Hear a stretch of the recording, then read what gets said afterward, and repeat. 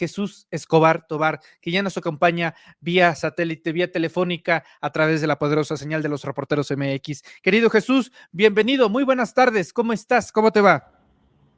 ¿Qué tal, mi querido Manuel? Como siempre un placer, como siempre un gusto escucharte y saludar a toda tu gran audiencia. ¿Cómo andamos?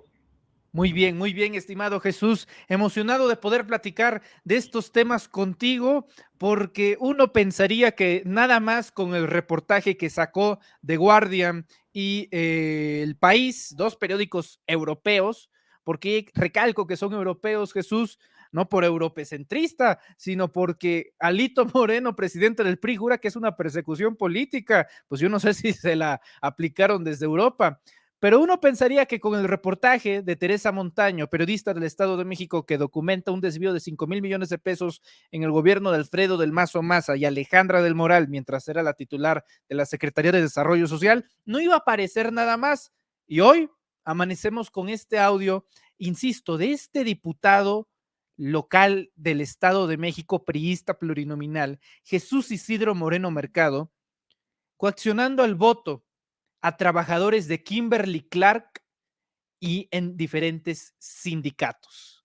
El peor escenario se está cumpliendo, Jesús, para el PRI. Sí, mi querido Manuel, mira, vamos a comenzar por el principio. ¿Tú recuerdas en la anterior charla que comentábamos que siempre cuando surge un reportaje de investigación, sobre todo en este sexenio, es fundamental ver el origen del mismo? Y después de ver el origen del mismo, empezar a leerlo con calma, a escudriñar datos, cifras y conclusiones. Y me parece que el trabajo que presenta Teresa Montaño es una solidez periodística que no se ha visto en un ratito en este sexenio. ¿A qué me refiero como tal? A que Teresa comenzó esta investigación antes de que se supiera que Alejandra del Moral iba a ser la candidata al Estado de México. Por lo tanto, el hecho de que ahora nos venga Alejandro Moreno o cualquier otro periodista a decir que es una persecución política es un verdadero absurdo. El reportaje que llevó a cabo Teresa tiene el afán de desnudar actos de corrupción que se venían manejando en el gobierno de Alfredo del Mazo como tal. Es decir, no fue un reportaje como tantos otros que hemos visto leído por agenda o con la intención de influir en las elecciones del Estado de México. Fue un trabajo que ya se venía desarrollando, que eso es un factor importantísimo para poder diferenciarlo del golpeteo que lleva a cabo Latinos o bien otro tipo de organizaciones disfrazadas de trabajos periodísticos. El segundo punto, mi querido Manuel, si uno analiza a fondo este reportaje, se topa con que tiene una rigurosidad muy importante, una rigurosidad que parte desde el momento en que la reportera estuvo en el lugar de los hechos, junto con otros reporteros y reporteras de otras organizaciones como For Biden Stories y demás, y que pudieron cotejar los contratos totalmente inflados, las factureras, empresas fachada, es decir, dieron a conocer toda una estructura similar a la de estafa maestra, sin dejar de lado otro factor, querido Manuel, que es determinante y que a la gente de Alejandra del Moral, de Del Mazo, todos los bots, a los periodistas y panistas no lo quieren reconocer, y es que Dora Buchaín, Dora Buchaín, tú la ubicas perfectamente, quien estuvo al cargo de lo que fue la estafa maestra, porque sí, ya después Animal Político presentó el reportaje, un buen reportaje periodístico, con buenas plumas, pero quien descubre el tema de la estafa maestra, querido Manuel, es precisamente Dora. Ella es, a través de los Superiores Superiores de la Federación, con Juan Manuel Portal, quienes descubren todo el entramado que estaba haciendo el gobierno de Enrique Peña Nieto. Pues bien, ellos son precisamente, ella también fue parte de las personas que llevaron a cabo una especie de prueba de ácido de este reportaje, de checar formas, formatos, estrategias. Entonces el reportaje tiene una solidez total, así de sencillo te la planteo, total. Si esto le agregamos que Tere Montaño fue amenazada de muerte, fue secuestrada cuando empezó a analizar esta corruptela del Estado de México, me parece más que claro cuál es el origen de este problema. Claro, esto brinca, pero brinca porque Alejandra del Moral se convierte en candidata al Estado de México. Por eso es que se indignan los priistas, pero debería de indignarse todo el mundo de cómo queda una red de corruptos que hoy por hoy están metidos todos en una campaña electoral, porque ahí está Eric Sevilla, porque ahí están los hermanos Bernal, porque ahí están todos que están operando a favor de Del Moral, y que son una bola de raperos, así de sencillo, que desviaron miles de millones de pesos que eran destinados a otro tipo de cosas, que compraron artefactos, herramientas en otras partes del país que fácilmente pudieron haberlo hecho a 2 cuadras de Toluca. Entonces estamos hablando de que el PRI, lejos de defenderse de manera inteligente, replica una y otra vez este discurso de perseguidos políticos que yo ya no sé qué tanto pueda penetrar, no en su target, no en sus seguidores, no, sino en la mayoría de las personas, es decir, en la mayoría de los mexicanos y mexicanas, quienes de una u otra manera han estado dándose cuenta de las corruptelas con las cuales ha manejado históricamente el Estado de México, porque esa es otra de las razones que a mí de verdad me lleva, y lo digo con todo respeto a tu espacio, por supuesto a ti, pero me lleva a la risa cuando escucho a Alejandro Moreno, cualquier otro priista o los panistas, hablar de que son perseguidos políticos, cuando Alejandra del Moral no puede articular un solo discurso anticorrupción, porque al momento que habla de corrupción, le está dando un balazo en el pie. Entonces yo por ahí comentaría, querido, hablando precisamente de la rigurosidad de ese trabajo periodístico, que simplemente desnuda con todas sus letras el entramado y la forma de operar de un gobierno priista, del cual la señora Alejandra del Moral y el señor Eric Sevilla fueron parte esencial, y que hoy ellos son los que manejan una campaña política que busca mantener esas formas, esos usos y costumbres que tanto daño le han hecho a este país. Y sobre el segundo tema que tú mencionas y que presentaron los reporteros MX, me parece que es algo que tendríamos que esperar, es decir, Kimberly Clark está muy desesperado, y el señor Claudio X González está muy desesperado. Hace unos días tuiteó de una manera, desde el punto de vista irresponsable, tuiteó un video en donde le achaca toda la violencia en contra de la mujer a Morena, es decir, politizó un tema tan sensible como son los feminicidios, como son las agresiones en contra de este sector de la población, al que matan por el simple hecho de existir. Y Claudia X González quiso sacar raja política de este hecho, sin importarle, por supuesto, lo que esto significa, sobre todo cuando es un balazo en el pie, si analizamos otra vez los datos, simples datos, querido. Los datos que ubican al Estado de México como la entidad con más feminicidios, con una mayor violencia en contra de la mujer. Entonces sí me parece que estamos ante dos hechos que confirman simple y llanamente el comportamiento corrupto, delictivo y criminal de personajes que van a hacer todo lo que esté en sus manos para mantener el poder. Porque uno podría pensar que están prácticamente muertos. Yo te podría decir que para mí ya se acabó la contienda, pero a final de cuentas es el PRI, a final de cuentas es el Grupo Tlajomulco, y estos grupos no se quedan quietos hasta lo último. Dicen por ahí que son como el conde Drácula, hasta que no les claven la estaca en el corazón, los tienes que seguir cuidando porque son capaces de levantarte del ataúd, ¿no? Correcto, pero mire, maestro, querido maestro, yo te iba a preguntar eso hasta el final, si estábamos, pero de una vez, ya que tocas el tema, después de este evento de sucesos desafortunados, totales para el PRI y beneficiosos para la opinión pública, preguntarte si estamos ante lo que ya parece el inminente fin del PRI, por lo menos en el Estado de México.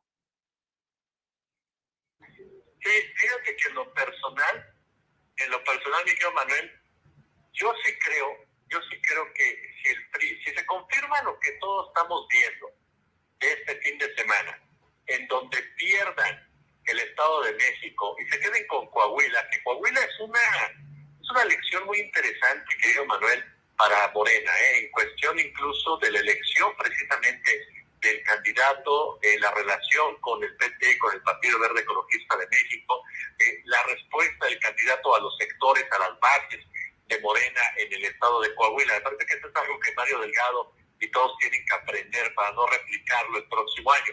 Pero en el caso concreto del PRI, me parece que estamos ante un escenario en donde el tricolor se puede convertir en un partido satélite, es decir, llegar a un punto en donde no va a desaparecer, porque a final de cuentas tiene presencia en los estados, tiene ciertos porcentajes, pero sí en un partido satélite, un partido el cual simple y llanamente no tenga ya el poderío que actualmente le confiere, que ya no es tampoco mucho, porque hoy por hoy el PRI para subsistir necesita el que su supuestamente era su gran enemigo político, que era el Partido Acción Nacional. Entonces, hoy por hoy me parece que el PRI está ante sus últimas horas como el partido que conocemos, este partido hegemónico, este partido otrora poderoso, que a través de las décadas, en lugar de aprovechar precisamente la posición de ventaja que tenía, pues simplemente se caracterizó por la corrupción, se caracterizó sí por crear instituciones, pero también por corromperlas, se caracterizó por el autoritarismo, se caracterizó por masacres, se caracterizó por robos, se caracterizó después por enriquecer y empoderar a una oligarquía criminal. Es decir, el PRI siempre fue el PRI, con diferentes rostros si quieres, un nacionalismo revolucionario, una tecnocracia neoliberal, pero a final de cuentas siempre con ese ADN caciquil, ese ADN que lo llevaba a tomar determinaciones en beneficio de una, como bien lo define López Obrador, de una mafia en el poder. ¿Qué va a pasar con el PRI? A mí me parece que el PRI, al perder el Estado de México, empezará precisamente a ubicarse como un partido satélite. Ahora, ojo con un detalle, que Manuel, ¿qué va a hacer el PRI el próximo año? Porque a mí no me queda claro si va a mantener su palabra de estar junto al PAN, si todos los priistas van a mantenerse con el PAN a sabiendas precisamente de que pueden perder la próxima elección presidencial y sobre todo a nivel legislativo. Eso es lo que a mí ya me empieza a brincar, que tanto el partido tricolor en realidad va a mantener esta promesa de mantener la relación con el Partido Acción Nacional. Ese es uno de los puntos que yo también empezaría destacando, que el PRI no es de fiar, querido Manuel, y menos en una situación ya de desesperación. Y un factor que tendrá que analizar Delfina Gómez es el Grupo Atlacomulco, porque el Grupo Atlacomulco va a ser diferente al PRI, querido. El Grupo Atlacomulco va a perder, sí, tal vez, su representante político, partidista, pero mantiene el poder económico, mantiene el poder criminal, mantiene el poder religioso, desde donde puede convertirse en un obstáculo serio para Delfina Gómez si esta consolida el triunfo. Entonces sí me parece que el Grupo Atlacomulco va a ser un jugador importante en las próximas horas, en las próximas semanas, en los próximos meses, incluso en un momento dado, para influir en lo que sucede en el Estado de México pensando en 2024. ¿Por qué? Porque 2024 nuevamente va a ser influenciado por 2023, es decir, otra vez en la historia política de México nos topamos con que el Estado de México va a influir de una u otra manera en la presidencia de la República. Mucho hay que estar muy atentos, Manuel, en la diferencia que queda entre Delfina y Alejandra del Moral. ¿Cuál es la diferencia entre estas dos candidatas? Va a ser determinante para poder ir armando más o menos el escenario respecto al 2024, sobre todo lo que tiene que ver con el tema legislativo. Pero de que el PRI está afrontando ya sus últimas horas como un partido que como tal pueda marcar un derrotero y pueda marcar una diferencia, me parece que estamos ante un hecho histórico como país, porque no podemos obviar pues, la relación que ha existido siempre entre el partido tricolor por obvias razones y la historia de nuestro país, ¿no? Correcto, Jesús. Jesús, preguntarte sobre Alfredo del Mazo. Alejandra del Moral, digamos que técnica y legalmente se salva de no estar aclarando ninguna de estas situaciones por el mismo tema de la veda electoral. Sin embargo, Alfredo del Mazo es gobernador del Estado de México y él sí debería de dar una respuesta pronta y contundente, por lo menos para esclarecer que por lo visto no tiene la tendencia de que esto vaya a ocurrir. Ahora también, Jesús, Alfredo del Mazo será silencioso, pero fue un factor y fue prácticamente el mensajero, el intermediario para que Alejandra del Moral el día de hoy sea candidata del PRI. Te acordarás que hizo un viaje muy extraño al Vaticano a reunirse con el Papa y dicen los que saben que hizo una pequeña escala a España, a Madrid, para reunirse con su primo, quien es justamente Enrique Peña Nieto, y fue ahí donde se decidió en Madrid que iba a ser Alejandra del Moral Vela la candidata del PRI al Estado de México. Si todo sale como todo el tiempo las encuestas lo dijeron desde el inicio hasta el fin de las campañas, encuestas que no podemos mencionar por el tema de la veda electoral, querido Jesús, pero la gente ya sabe qué decían esas encuestas. ¿Qué ¿Qué tan riesgoso o qué tipo de consecuencias tendría el PRI en su reacción si perdiera el Estado de México? ¿Sería riesgoso para el gobierno de la 4T o para las narrativas con un Enrique Peña Nieto desde el otro lado del charco, desde Europa, viendo cómo pierde el PRI, el último bastión que tenían en una hegemonía total, en una reacción virulenta para irse con todo en las presidenciales del 24? ¿Tú ves ese riesgo? Mira, yo creo de entrada con Alfredo del Mazo me parece el mejor ejemplo de lo que mencionábamos. El Grupo Tlacomulco va a buscar negociar. El Grupo Tlacomulco sabe bien que el poder no solamente es político, que el poder está en la economía, que es el que ha marcado y ha regido el derrotero no solamente de nuestro país, sino de todo el planeta. Entonces el Grupo Tlacomulco va a tratar de una u otra manera de seguir influyendo con ese as que tiene bajo la manga, al tener empresas, al tener control de zonas industriales, al tener influencia en varios presidentes municipales de origen priista y panista, y por supuesto que va a ser su carta de negociación en torno a la política mexiquense, pero también a nivel nacional. No podemos dejar de lado, querido Manuel, que uno de sus principales rostros del Grupo Tlacomulco está cerca del presidente López Obrador, que es Carlos Hank. Entonces, en ese sentido, me parece que sabe negociar muy bien sus cartas el Grupo Atlacomulco, y el ejemplo lo dio Alfredo del Mazo hace unos días, cuando literal echó porras a Claudia Sheinbaum, cuando literal hizo un reconocimiento a Claudia Sheinbaum, que casi algunos lo interpretaron como un reconocimiento a una candidatura presidencial. Entonces estamos hablando de que este es el perfil de parte del periodismo mexiquense.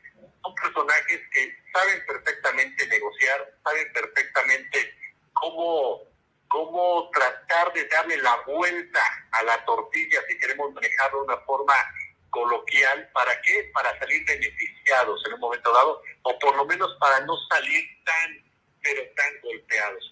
Hay un factor clave en el Grupo Atlacomulco, y por lo mismo en el periodismo mexiquense, y por lo mismo en Peña Nieto, Luis Videgaray, y en todo este séquito. Son personajes que entienden perfectamente que no se gana ni se pierde todo, y eso los hace hábiles en el tema precisamente de qué te ofrezco y qué me das, qué puedo yo darte a cambio de que tú tengas ciertas limitantes en actuar hacia mi persona. Yo creo que por ahí va a ir, es decir, el Grupo Atlacomulco va a tratar de proteger a los suyos, que ninguno caiga, así de sencillo, por este tipo de corruptelas que mencionábamos al principio.